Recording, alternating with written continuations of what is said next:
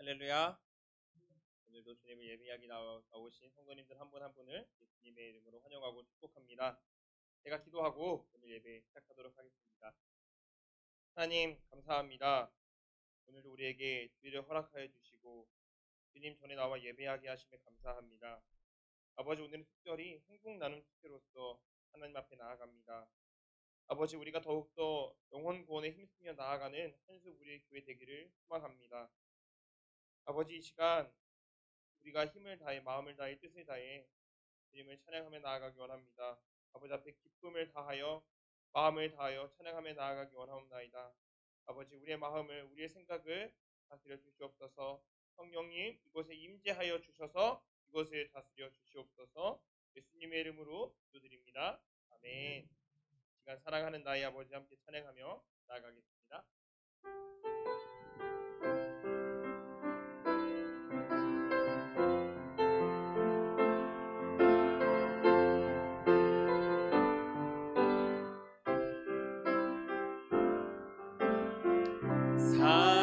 사랑하는 나의 아버지, 이름 높여드립니다.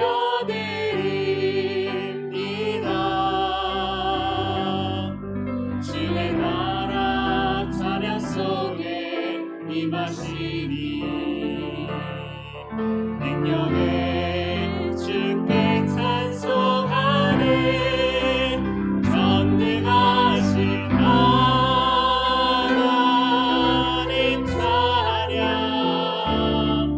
언제나 동일하신 주, 전능하신 하나님 찬양, 영원히 다스림. 한 번 더 찬양하겠습니다. 사랑하는 나의 아버지, 이름 높여드립니다.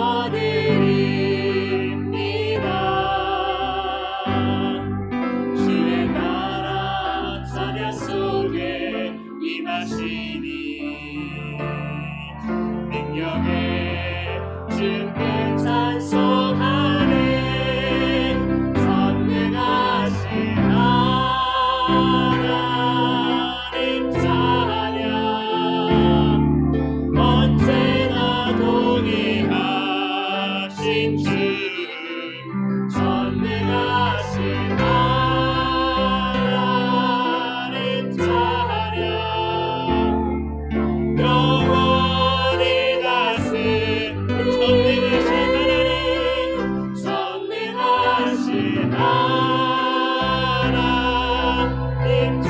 전능하신 하나님 찬양, 언제나 동일하신 주, 전능하신 하나님 찬양, 영원히 다스림. 나 주의 이름 높이리, 나 주의 이름 높이리, 나 주의 이름 높이리. 하늘 높이 올린 깃발처럼 주의 이름, 전능하신 하나님, 전능하신 하나님 찬양, 언제나 동일하신 주, 전능하신 하나님 찬양, 영원히 다스림. 전능하신 하나님 찬양, 전능하신 하나님 찬양, 언제나 동일하신 주, 전능하신 하나님 찬양, 영원히 다스림. 영원히 다스리네. 영원히 다스리네.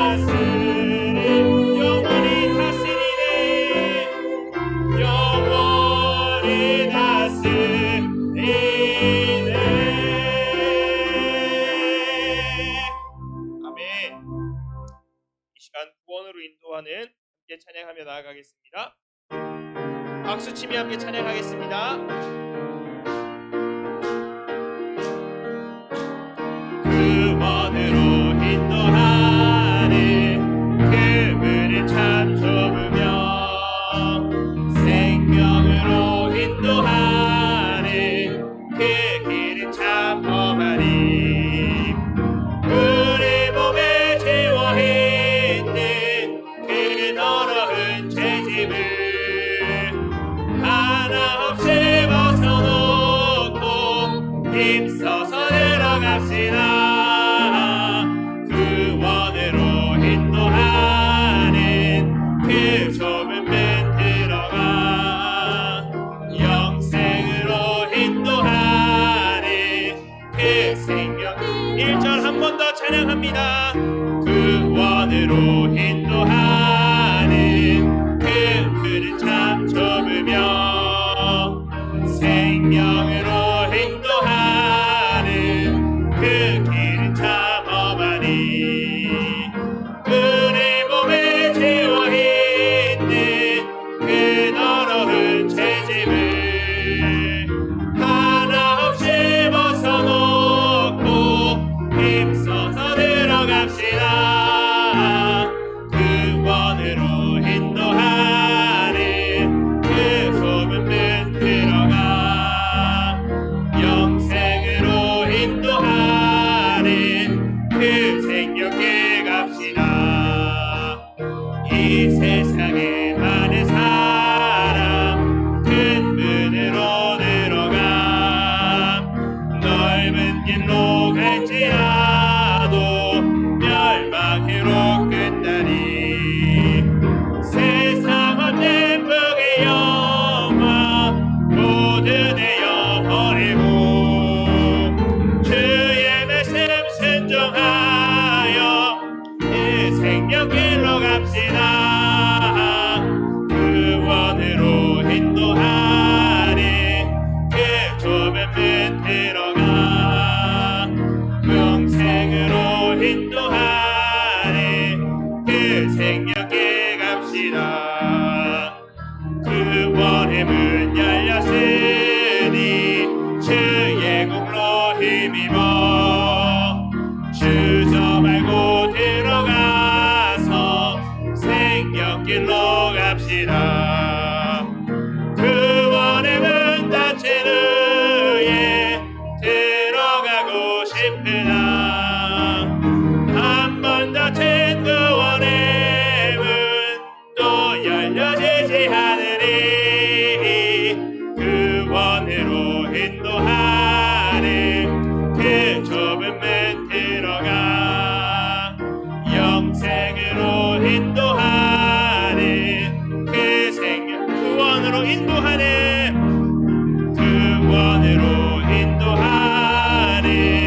그 좁은 문 들어가 영생으로 인도하는 그 생명길 갑시다. 아멘. 우리가 이 시간 함께 찬양하며 나아갈 때에 우리가 하나님께 받은 사랑과 은혜를 그 받았음을 기억하며 나아가기를 소망합니다. 또한 그 받은 사랑과 은혜를 전하며 나아가는 한수부류 교회 성도들이 되기를 원합니다. 함께 찬양하며 나아가겠습니다.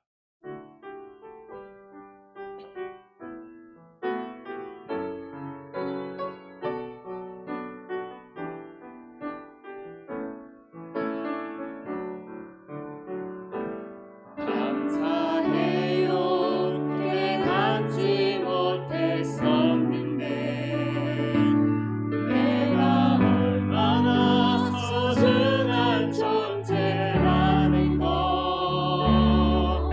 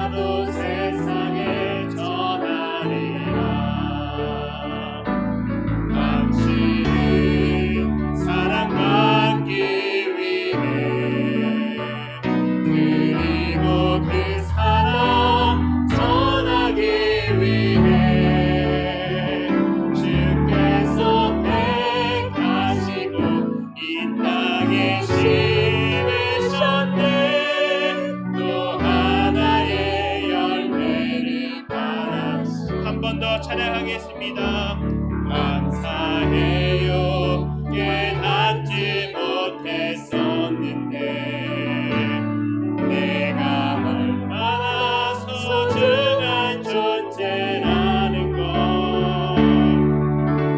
태초부터 지금까지 하나님의 사랑에 항상 나아가고 있었다는 것 고마워요. 그 사랑을 가르쳐준 당신께 주께서 허락하신 당신께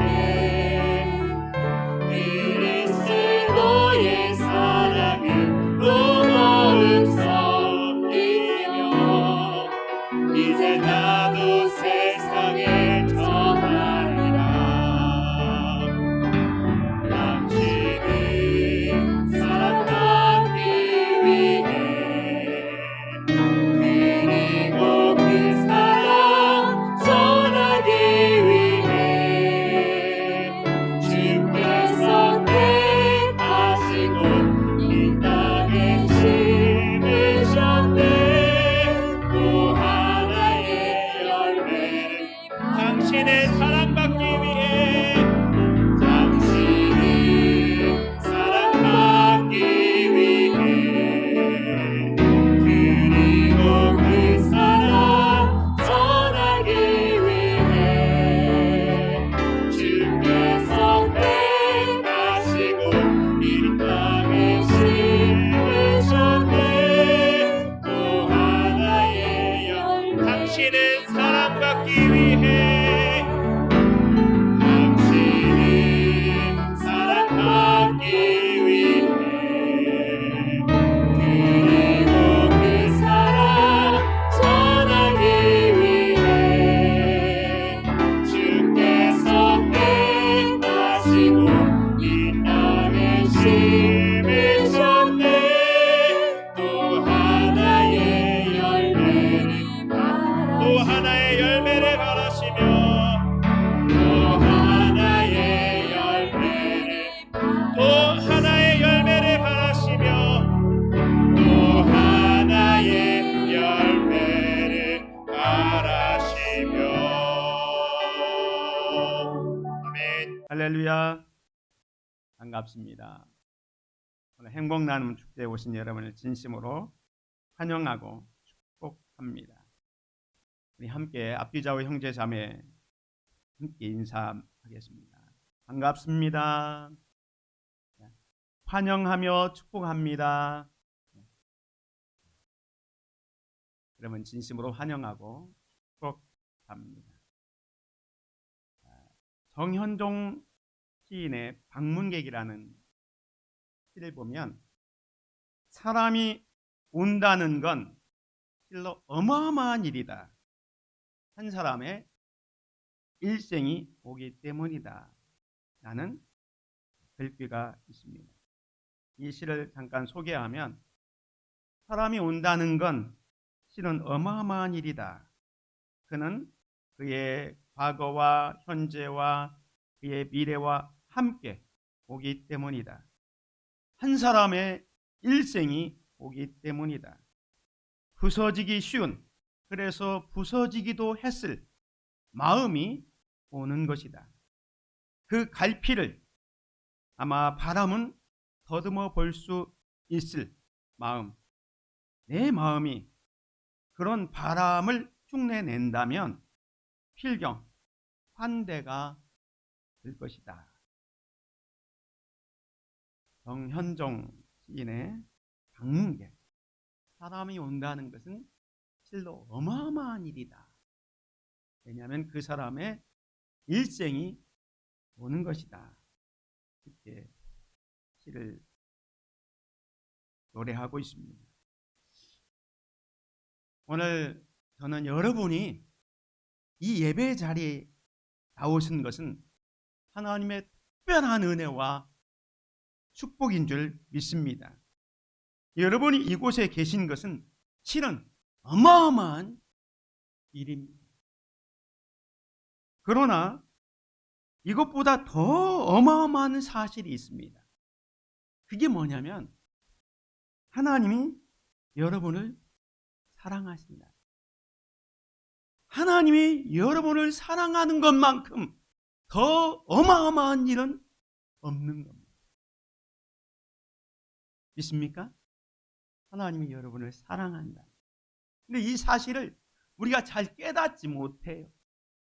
하나님이 나를 사랑한다는 그 어마어마한 사실을 왜 감동으로 느껴지지 못하느냐면 이 하나님이 어떤 분인지를 잘 모르기 때문에 여러분이 하나님이 어떤 분인지를 확실히 알면 하나님이 나를 사랑한다는 건 말로 형용할 수 없는 어마어마한 일입니다. 하나님이 어떤 분입니까? 하나님은요, 천지를 창조하신 전능하신 하나님이십니다. 말씀으로 이 천지를 창조하셨어요. 태초에 하나님이 천지를 창조하시니라. 요한복음 1장 3절에 보면 만물이 그로 말미암아 지은 바 되었으니 지은 것이 하나도 그가 없이는 된 것이 없느니라. 이 천지 만물을 창조하신 하나님, 그 하나님을 우리가 안다면 그 하나님이 나를 사랑한다는 것, 이건 어마어마한 일입니다. 뿐만 아니라 그 하나님은요, 은혜와 긍휼과 사랑과 진실이 풍성하신 하나님이십니다.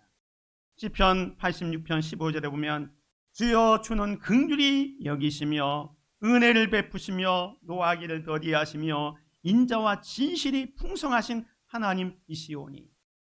우리가 하나님에 대해서 여러 가지로 이렇게 설명을 합니다. 그런데 이 시편 86편 15절에는 하나님에 대해서 긍휼히 여기시는 하나님, 우리를 불쌍히 여기시는 하나님, 또 은혜를 베푸시는 하나님, 우리가 무슨 잘못을 해도 노하기를 덜히하시는 하나님, 인자, 사랑을 베푸시는 하나님, 진실이 풍성하신 하나님이라고 말씀합니다. 그 외에도 하나님의 속성이 너무너무 많지요. 이런 하나님이 오늘 저와 여러분을 사랑합니다. 뿐만 아니라 그 하나님은요, 지금도 살아 계셔서 역사, 일하시는 하나님이십니다. 요한복음 5장 17절에 보면 예수께서 그들에게 이르시되 내 아버지께서 이제까지 일하시니 나도 일한다 하시매 라고 말씀합니다. 우리가 믿는 하나님은요, 화석화된 하나님이 아닙니다. 다시 말해서 옛날에는 존재했다가 지금은 존재하지 않는 화석화된 죽은 하나님이 아니라 지금도 살아 역사하시는 하나님인 것을 믿으시기 바랍니다. 히브리서 11장 6절에 보면 믿음이 없이는 하나님을 기쁘시게 하지 못하나니 하나님께 나아가는 자는 반드시 그가 계신 것과 또한 그가 자기를 찾는 자들에게 상 주시는 이심을 믿어야 할지니라 라고 말씀합니다. 우리가 하나님을 믿는다는 것은 하나님이 살아계신 것과 우리가 하나님을 찾을 때 그 하나님께서 우리에게 상을 주신다라는 것을 믿어야 된다라고 말씀하고 있습니다. 이게 뭐지요? 공룡 화석입니다.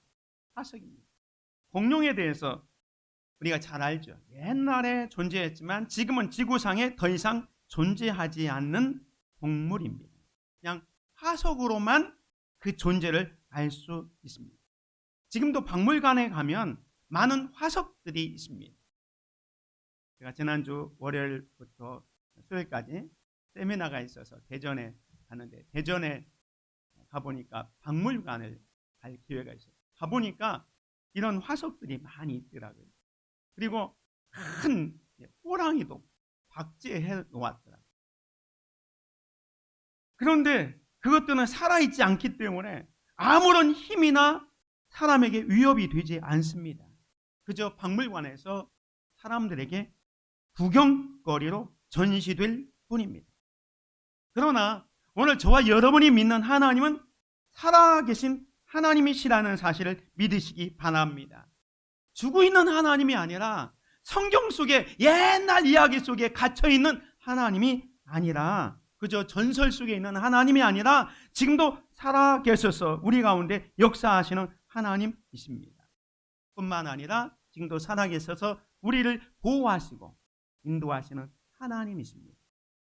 시편 17편 7절에 보면 주께 피하는 자들을 그 일어나 치는 자들에게서 오른손으로 구원하시는 주여, 주의 기이한 사랑을 나타내소서. 나를 눈동자같이 지키시고 주의 날개 아래 그늘 아래 감추사. 하나님은 죽어 있는 하나님이 아니라 우리가 성경 속에서 옛날 이야기 속에 나와 있는 그 전설 속에 있는 하나님이 아니라 지금도 우리의 삶 가운데 역사하시는 여러분의 직장과 일터와 여러분의 삶 속에 함께 하시는 하나님이라는 사실을 믿으시기 바랍니다. 이 하나님이 우리와 함께 하고 있다면 우리는 지금도 그 하나님의 손이 우리의 삶을 붙들고 있다면 두려워하고 또 근심과 걱정할 필요가 없습니다. 왜냐하면 하나님이 우리를 지키시고 인도하시기 때문입니다. 그런데 그 살아계신 하나님께서 누구를 사랑하시냐면 바로 오늘 저와 여러분을 사랑하신다는 사실입니다. 오늘 요한복음 3장 16절 말씀 함께 같이 보겠습니다. 하나님이 세상을 이처럼 사랑하사 독생자를 주셨으니 이는 그를 믿는 자마다 멸망하지 않고 영생을 얻게 하려 하심이라. 하나님이 세상을 이처럼 사랑하셨다라고 말씀합니다. 그런데 이 세상을이라는 단어에 여러분의 이름을 넣고 같이 한번 다시 읽겠습니다. 같이 읽습니다. 땡땡땡에 여러분의 이름을 넣고 읽습니다. 시작. 하나님이 성중이를 이처럼 사랑하사 독생자를 주셨으니 이는 그를 믿는 자마다 멸망하지 않고 영생을 얻게 하려 하심이라. 아멘. 하나님이 이 집사님을, 권사님을, 성도님을 사랑하십니다. 엄청난 사실 아닙니까? 하나님이 천지를 창조하신 하나님, 사랑과 긍휼과 은혜와 자비와 진리가 풍성하신 그 하나님, 그리고 지금도 살아계셔서 역사하시는 불꽃과 같은 눈으로 우리를 지키시고 인도하시는 그 하나님이 나를, 여러분을 사랑하십니다. 믿으십니까? 이건 어마어마한 사실입니다. 영상 하나 보겠습니다.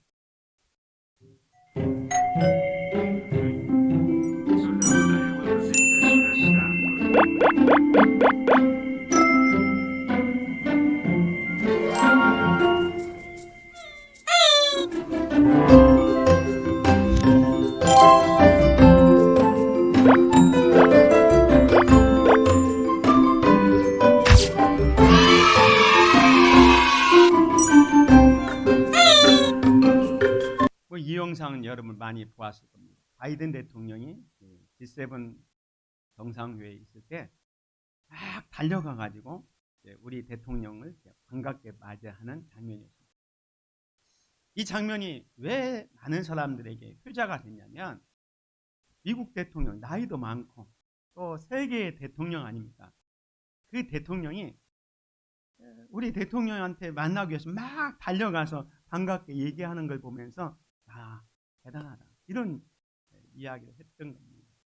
그런데 이 바이든보다 더 높은 천지 만물을 창조하신 하나님, 우주 만물을 다스리고 통치하시고 지금도 살아계신 하나님이 여러분을 사랑하시고 여러분을 반갑게 맞이한다는 것은 이건 실로 어마어마한 사실이라는 거예요.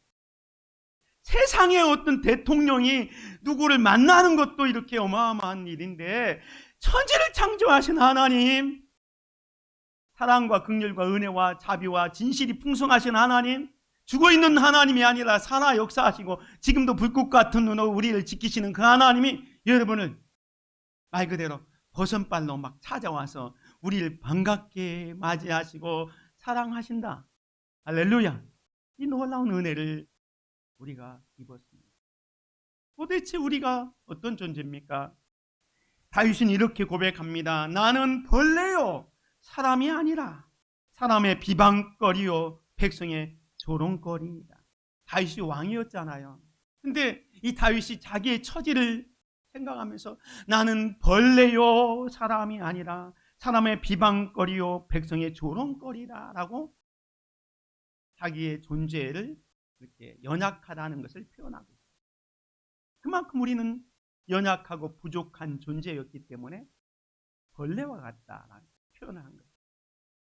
사도 바울도 죄수 중에 내가 교순이다 라고 표현했습니다.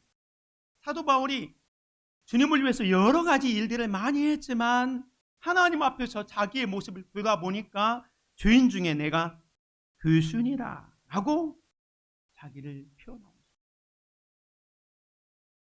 성경에 보면 이스라엘 백성들을 성경은 이렇게 이사야 선지자가 표현했습니다. 버러지 같은 너 야곱아, 너희 이스라엘 사람들아 두려워하지 말라. 나 여호와가 말하노니 내가 너를 도울 것이라. 네 구속자는 이스라엘의 거룩한 이인이라 라고 말씀합니다. 이스라엘 백성들을 향해서 버러지, 지렁이라고 표현하고 있습니다. 너무너무 연약한 존재, 우리가 정말로 지렁이 밟으면 꿈틀도 하지 못하고 찍소리도 못하고 죽을 수밖에 없는 그런 존재이지만 여기 그런 이스라엘 백성들을 향해서 두려워하지 말라 말씀합니다. 왜? 나 여호와가 말하노니 내가 너를 도울 것이라. 네 구속자는 이스라엘의 거룩한 예인이라 말씀합니다. 우리가 벌레 같은 존재일지라도, 아니 바울처럼 내가 정말로 주님을 위해서 열심히 살지 못하고 때로는 주님을 핍박하고 욕하는 일을 해서 죄수 중에 교수일지라도 이스라엘 백성들의 표현처럼 우리가 버러지, 지렁이 같은 존재라 할지라도 하나님이 우리를 향해서 말씀합니다. 두려워하지 말라. 내가 너를 도울 것이다. 네 구속자는 이스라엘의 거룩한 여호와 하나님이라고 말씀하고 있습니다. 사랑하는 성도 여러분, 우리는 연약합니다. 부족합니다. 한없이 하나님 앞에서 아무 존재도 아닙니다. 그런데 그 하나님이 우리를 향해서 두려워하지 말라. 내가 너를 도울 것이다. 내가 너를 구속해 주겠다라고 말씀하고 있는 것입니다. 이게 바로 하나님의 사랑입니다. 그래서 사도 바울이 이 하나님의 사랑을 좀 깨달아 알았으면 좋겠다 해서 이렇게 얘기합니다. 에베소서에 보면 믿음으로 말미암아 그리스도께서 너희 마음에 계시게 하시옵고 너희가 사랑 가운데서 뿌리가 박히고 터가 굳어져서 능히 모든 성도와 함께 지식에 넘치는 그리스도의 사랑을 알고 19절 같이 봅니다. 그 넓이와 길이와 높이와 깊이가 어떠함을 깨달아 하나님의 모든 충만하신 것으로 너희에게 충만하게 하시기를 구하노라. 우리가 하나님의 사랑을 좀 알기를 원하는데요, 그 하나님의 넓이와 길이와 높이와 깊이가 어떠한지를 깨달아 알라라고 말씀합니다. 이제 우리가 하나님이 당신을 사랑하십니다라는 그 얘기가 그저 툭 던지는 이야기, 그저 교회에 오면 늘 듣는 이야기로 생각해서는 안 된다는 거예요. 하나님이 여러분을 사랑한다? 이건 실로 어마어마한 일이에요. 내가 버러지만도 못하고 정말로 어떻게 보면 죄수 중에 괴수였는데 천지를 창조하신 하나님께서 우주 만물을 다스리고 지금도 살아 역사하시는 그 하나님께서 내가 무엇이겠는데 나를 사랑한다. 이 사랑을 생각하면 정말로 우리는 그 사랑에 감격하고 날마다 하나님을 찬양할 수밖에 없는 겁니다. 어메이징 그레이스, 우리가 잘 아는 찬양이죠. 나 같은 죄인 살리신 주 은혜 놀라워. 잃었던 생명 찾았고 광명을 얻었네. 큰 죄악에서 건지신 주 은혜 고마워. 나 처음 믿은 그 시간 귀하고 귀하다. 이 시를 작사한 사람은 존 뉴턴입니다. 이분은 지금부터 거의 300년 전에 1725년 7월 24일에 런던에서 부유한 선장의 아들로 태어났습니다. 어머니는 신실한 기독교 신자였습니다. 그래서 어릴 때부터 이 존 뉴턴을 무릎에 누이고 성경을 읽어주곤 했습니다. 그런데 그 어머니가 일찍 돌아가시고 이제 이 뉴턴은 나중에 이제 22살 때에 아버지가 선장이었기 때문에 자기도 선원이 되어서 배를 타게 됩니다. 그리고 1744년에 해군 복무 중에 탈영을 해서 체포되어서 15개월 동안 감옥 생활을 한 후에 석방이 되어서 나중에 노예선의 선원으로 자원해서 아프리카 시에라리오네로 향하는 배에 올라탔습니다. 그리고 1748년에 이제 아버지 친구의 배려로 노예선의 선장이 됩니다. 그래서 아프리카에서 많은 노예들을 이제 잡아다가 노예 파는 일을 하는 겁니다. 그런데 하루는 이 많은 노예들을 싣고 아틀란틱 해를 지나서 런던으로 돌아오는 중 뉴펀들랜드에서 엄청난 폭풍을 만나게 됩니다. 열 하루 동안 정말로 죽을 고비를 누립니다. 그래서 존 뉴턴은 하나님 나를 살려달라고 어렸을 때 어머니께 들었던 그 하나님, 그래서 그 하나님 붙들고 기도하기 시작합니다. 죽음의 그 문턱에서 옛날 어머니께서 들려줬던 그 신앙을 붙잡고 기도하기 시작합니다.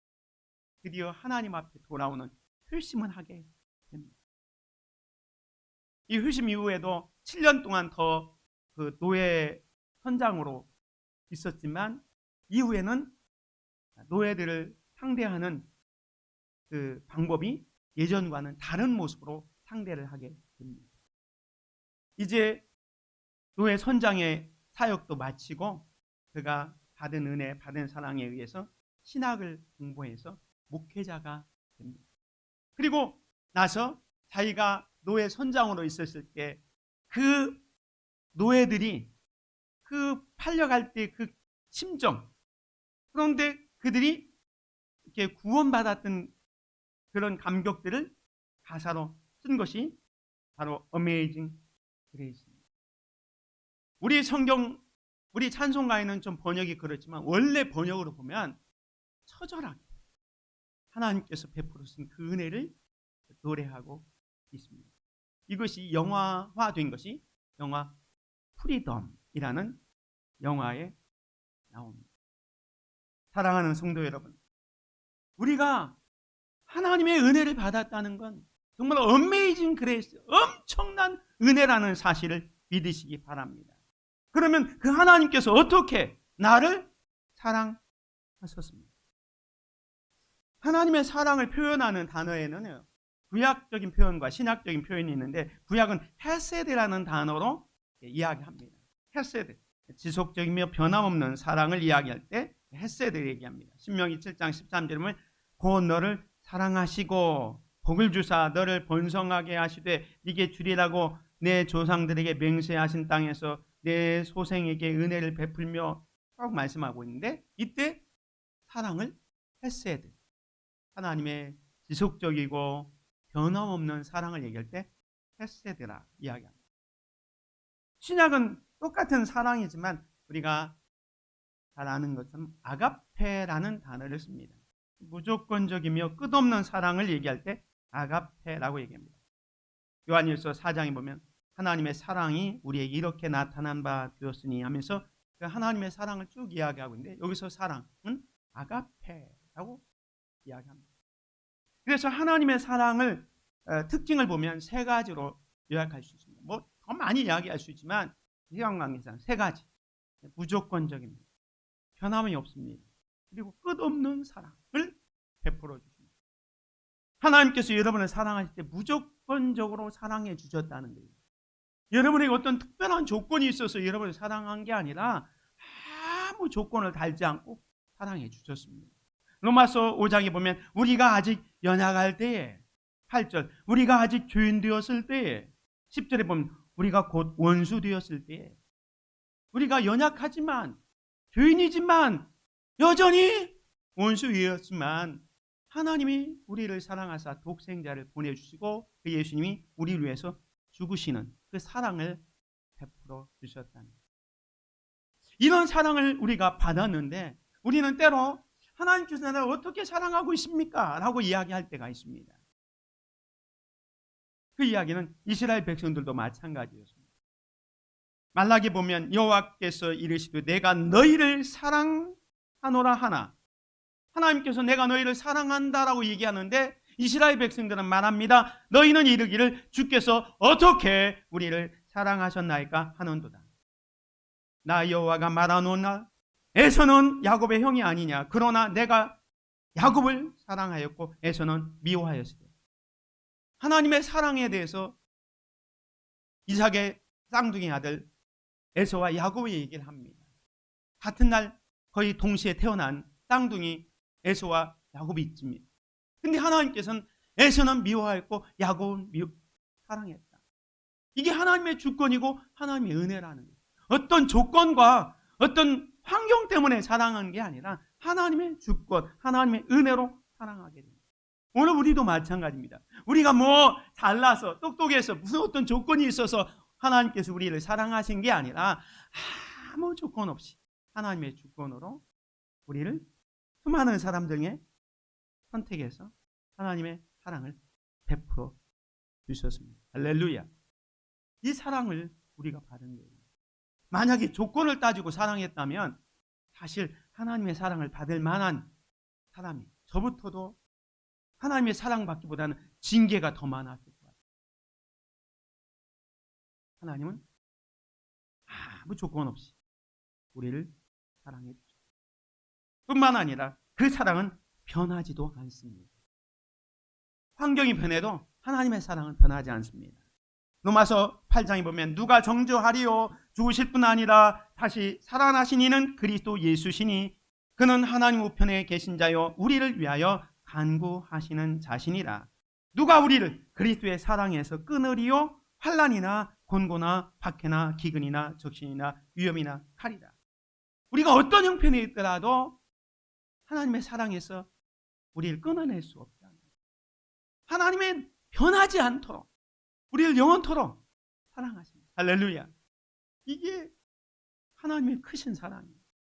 우리가 어떤 환경에 처해 있다고 해서 하나님이 나 몰라라 하지 않고 여기 있는 것처럼 환난이나 곤고나 박해나 기근이나 적신이나 위험 앞에서도 우리를 그리스도의 사랑에서 끊을 수 없도록 하나님이 변함없이 여전히 우리를 사랑하고 계십니다. 뿐만 아니라 하나님은 우리를 사랑하시되 끝없이 사랑합니다. 요한복음 13장 1절에 보면 자기 사람들을 사랑하시되 끝까지 사랑하십니다. 끝없는 사랑. 끝이 없어요. 계속 사랑. 그런데 이런 하나님의 사랑의 최고는 무엇이냐면 바로 독생자 예수님을 이 땅에 보내신 겁니다. 하나님의 사랑 중에서 저와 여러분을 사랑했는데 그 사랑 중에서 가장 큰 사랑은 뭐냐? 독생자 예수님을 저와 여러분을 위해서 이 세상에 보내주셨다는 거예요. 오늘 본문 말씀 3장 16절 다시 읽습니다. 같이 봅니다. 하나님이 세상을 이처럼 사랑하사 독생자를 주셨으니 이는 그를 믿는 자마다 멸망하지 않고 영생을 얻게 하려 하심이라 말씀합니다. 하나님의 사랑 중에서 가장 큰 사랑은 바로 독생자 예수 그리스도를 이 땅에 보내주신 겁니다. 그래서 그 예수님은 이 땅에 오셔서 저와 여러분을 위해서 십자가에 달려 죽으셨습니다. 그래서 그 예수님이 우리 인생의 모든 문제를 다 해결해 주셨어요. 저와 여러분이 가지고 있는 인생의 문제를 해결해 주셨습니다. 그 인생의 문제가 뭐냐? 크게 세 가지입니다. 죄의 문제를 해결해 주셨고요. 죽음의 문제를 해결해 주셨고 삶의 모든 문제, 의식주, 질병, 걱정, 근심 등등을 다 해결해 주셨습니다. 첫 번째, 죄의 문제를 해결해 주셨습니다. 예수님은 죄를 해결하기 위해서 이 땅에 오셨습니다.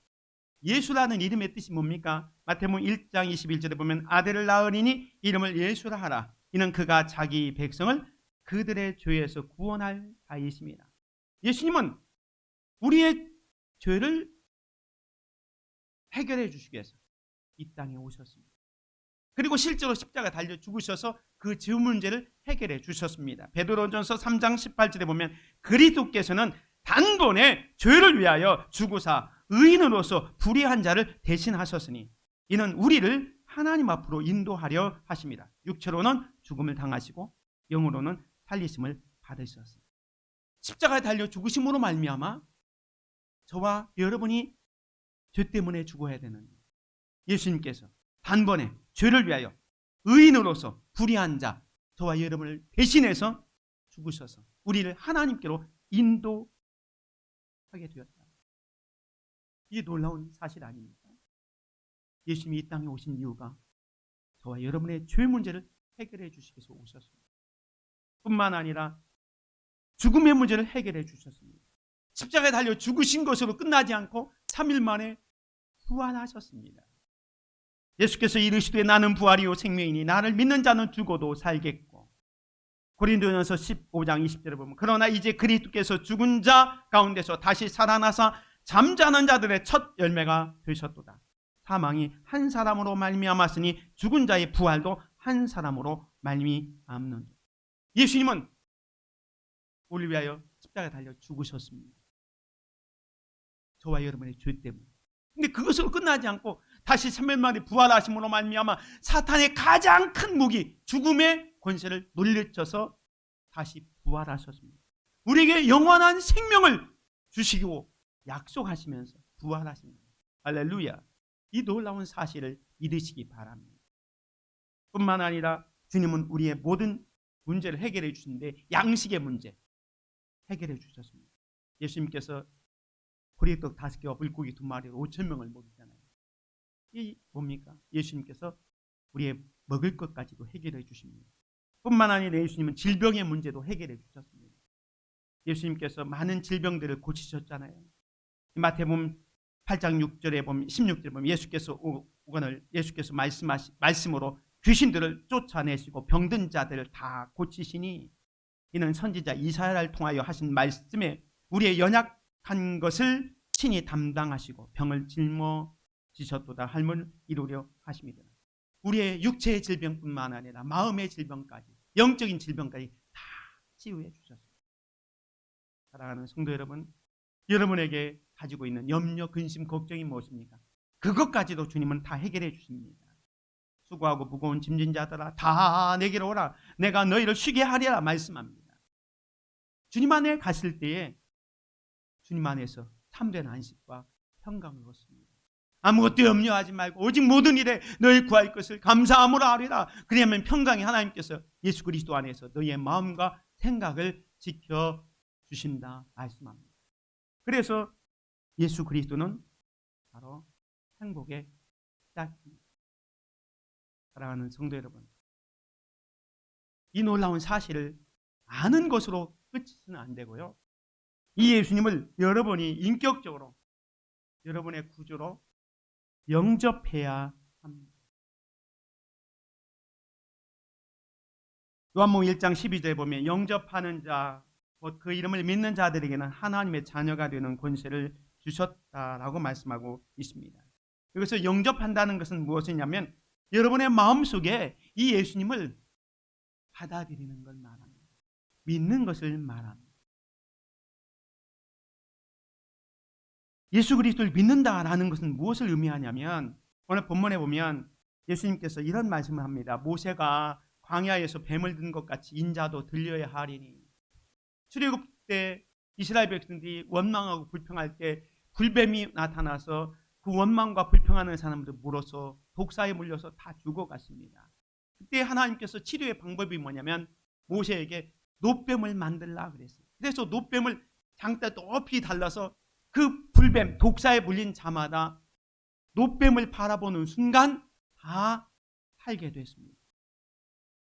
그처럼 모세가 광야에서 뱀을 든 것 같이 인자도, 예수님도 들려야 하느니 이는 그를 믿는 자마다 영생을 얻게 하려 하십니다. 예수님께서 저와 여러분을 위해서 십자가에 달려 골고다 언덕에 십자가에 섰습니다. 그 십자가의 사건을 나의 죄 때문에 죽으신 사건으로 받아들이는 겁니다. 날 위해 죽으시고 날 위해 3일 만에 부활하신 그 사실을 믿을 때에 우리에게 영원한 축복이 있다 말씀합니다.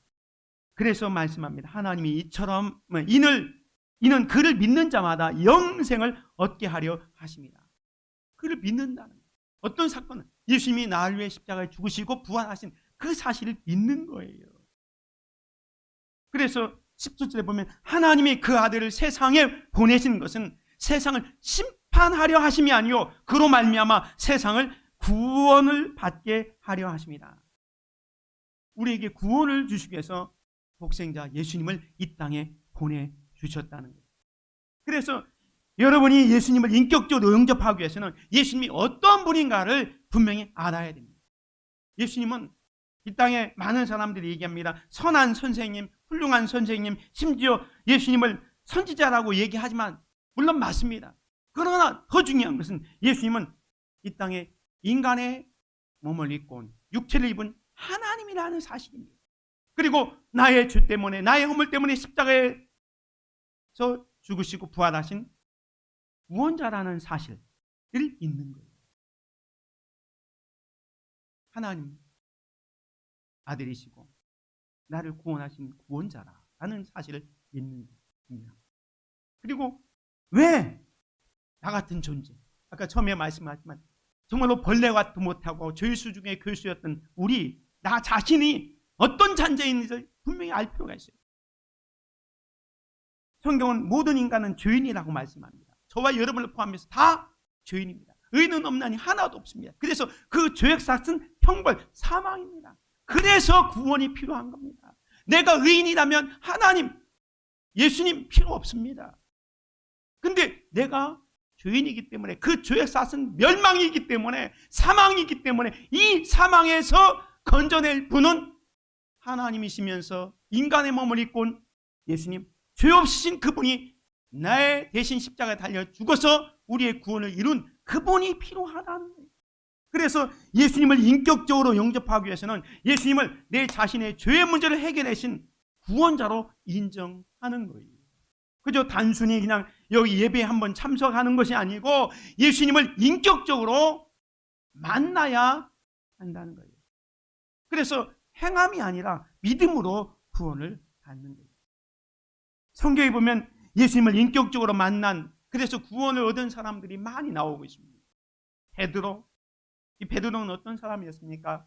갈릴리 바다에서 고기 잡던 어부였습니다. 그의 꿈은 만선의 꿈을 가지고 고기를 많이 잡아서 정말로 행복하게 살려고 열심히 노력을 했던 사람이 베드로였습니다. 근데 베드로가 그물을 던지고 밤새도록 고기를 잡았지만 한 마리도 잡지 못했습니다. 인생의 실패를 경험했습니다. 그때 베드로에게 예수님이 찾아오셨습니다. 깊은 데로 가서 그물을 던져라 했습니다. 예수님의 말씀대로 순종해서 그물을 던졌을 때 그물이 찢어질 만큼 많은 고기를 낚게 됩니다. 그때 베드로가 주여 나를 떠나소서 나는 죄인으로소이다 고백하고 예수님을 인격적으로 만나게 됩니다. 예수님이 그때 말씀합니다. 너는 이제 사람 낚는 어부가 되리라 라고 말씀합니다. 지금까지 고기를 낚는 인생이 아니라 이제는 사람 낚는, 영혼을 구원하는 일을 맡겨서 그의 인생이 참으로 귀한 가치 있는 삶을 살게 됩니다. 사마리아 여인도 마찬가지였습니다. 사마리아 여인은 쾌락과 욕망을 쫓아 살던 여인이었습니다. 그래서 남편이 5명이나 있었고 지금 있는 남자도 제 남편이 아니었습니다. 욕망을 따라서 살던 이 여인이 예수님을 만나게 됩니다. 예수님을 만나는 순간 이 여인이 어떻게 됩니까? 자기 물동이를 버려두고 자기를 비난하고 욕했던 그 동네에 돌아가서 내가 메시아를 만났다 하면서 자기가 만난 예수님을 증거하고 새로운 인생을 살게 되지 않습니까? 삭개오를 보십시오. 이 삭개오는 돈이 다였습니다. 인생에. 그래서 어찌하든지 돈 많이 벌려고 그 당시 유대인들이 가장 싫어하는 세리 직업을 택해서 열심히 일을 했습니다. 세리 장깔이 됐습니다. 그러나 돈이 많으면 뭐합니까? 지위가 많으면 높으면 뭐합니까? 아무런 행복감을 느끼지 못하고 공허함이 있을 때에 주님이 이 삭개오에게 찾아오셨습니다. 이 삭개오를 만나주시고, 삭개오는 예수님을 인격적으로 만났을 때 삭개오가 어떻게 변합니까? 내가 남의 것을 토색한 것, 도둑질한 것 4배나 갚겠습니다. 내 재산의 절반을 가난한 사람들에게 나누어 주겠습니다 하면서 새로운 인생을 살게 됩니다. 사도 바울도 마찬가지입니다. 예수님을 핍박하고 정말로 아까 얘기했던 죄수중의 교수였지만 예수님을 인격적으로 만났을 때 예수님을 위해서 내가 맡은 이 복음 증거하는 사명을 맡기기에는 내 생명조차 귀한 것으로 여기지 않겠다 하면서 그의 인생을 주님 앞에 다 맡겼던 것입니다. 예수님을 만나면 이런 놀라운 변화와 축복의 인생을 살게 됩니다. 사랑하는 성도 여러분, 오늘 행복 나눔 축제를 통해서 사랑하는 가족들을 따라서 함께 예배하고 또 여기에 왔는데, 여러분 가운데 아직 예수님을 인격적으로 만나지 못했다면 이 시간 함께 이렇게 기도했으면 좋겠습니다. 기억하실 것은 이 기도문은 단지 그냥 이 기도문을 읊는다고 해서 구원을 무조건적으로 받는 것은 아닙니다. 오직 예수 그리스도에 대한 신뢰만이 우리를 죄에서 구원할 수 있습니다. 이 기도는 단순히 정말 구원을 베푸신 그 하나님께 감사와 표현을 하는 방법일 뿐입니다. 그래서 우리 옆에 있는 사람들을 위해서라도 이미 예수 그리스도를 고백한 여러분들도 다른 분들을 위해서 함께 같이 이 기도문을 진실한 마음으로 같이 기도하면 좋겠습니다. 같이 기도하겠습니다. 하나님, 저는 죄인이며 죄에 대한 벌을 받기에 합당함을 고백합니다. 그러나 예수 그리스도께서 저의 죄값을 대신 지불하시고 그분을 믿어 제가 용서받을 수 있게 되었습니다. 저는 오직 당신만이 저를 구원하실 수 있음을 믿습니다. 당신의 놀라운 은혜와 용서의 결과로 영생이라는 선물을 주심에 감사드립니다. 아멘. 이렇게 여러분이 진실하게 기도하면, 그리고 앞으로 믿음 생활 잘 감당하면 하나님의 놀라운 은혜와 축복을 누리며 살게 될 것입니다. 이미 예수님을 믿은 사람들은 그럼 어떻게 되느냐? 더 풍성한 삶을 살게 됩니다. 예수님께서 요한복음 10장 10절에 보면 도둑이 오는 것은 도둑질하고 죽이고 멸망시키는 것뿐이요 내가 온 것은 양으로 생명을 얻게 하고 더 풍성히 얻게 하려는 것이냐 말씀합니다. 예수 그리스도를 이미 믿고 신앙생활을 하고 있는 분들은 여기 양으로 생명을 얻게 한 것, 구원을 받은 겁니다. 그 다음에 문제는 더 풍성히 얻게 하는 것, 풍성한 삶입니다. 구원받은 것은 사실 1차적인 거예요. 예수 믿고 구원받은 것은 1차적인 거예요. 이제 막 신앙생활 출발하면 여러분 구원받은 거예요. 그 다음부터 우리는 하나님께서 주시는 은혜와 사랑과 축복을 누리면서 평강을 누리면서 살아가는 풍성한 삶을 살게 되는 겁니다. 사랑하는 성도 여러분, 현재를 창조하신 하나님께서 여러분을 사랑하십니다. 하나님께서 죄인인 우리를 구원하시기 위해서 독생자 예수님을 이 세상에 보내주셨습니다. 예수님은 십자가에 달려 죽으시고 부활하심으로 말미암아 우리의 죄의 문제, 또 죽음의 문제, 삶의 모든 문제를 해결해 주셨습니다. 이 예수님을 여러분의 하나님, 여러분의 구주로 영접할 때 참된 구원과 풍성한 삶을 누리게 됩니다. 하나님은 여러분을 사랑하십니다. 이 예수님을 여러분의 구주로 영접하시기를 바랍니다. 예수 그리스도가 행복의 시작입니다. 기도하겠습니다. 은혜로우신 아버지 하나님, 감사합니다. 오늘 행복 나눔 축제를 통하여 이름의 성도들을 함께 불러주셔서 예배하게 하시고 또 사랑하는 가족과 이웃들을 따라서 함께 예배의 자리에 참석하여 예배할 수 있도록 도우시니 감사합니다. 오늘 우리가 하나님이 나를 사랑한다는 이 어마어마한 사실을 깨닫게 하여 주시니 감사합니다. 그 사랑 때문에 죄인된 내가 죄에서 해방되고 죽음의 문제가 해결되고 우리 인생의 문제가 해결되었다는 것을 믿게 하시니 감사합니다. 그 예수님을 나의 주, 나의 하나님을 믿고 그 주님이 주시는 놀라운 은혜와 축복을 계속해서 누리며 더 풍성한 삶을 살아갈 수 있도록 은혜 위에 은혜를 더하여 주시옵소서. 감사드리며 우리 주 예수 그리스도의 이름으로 기도드립니다. 아멘.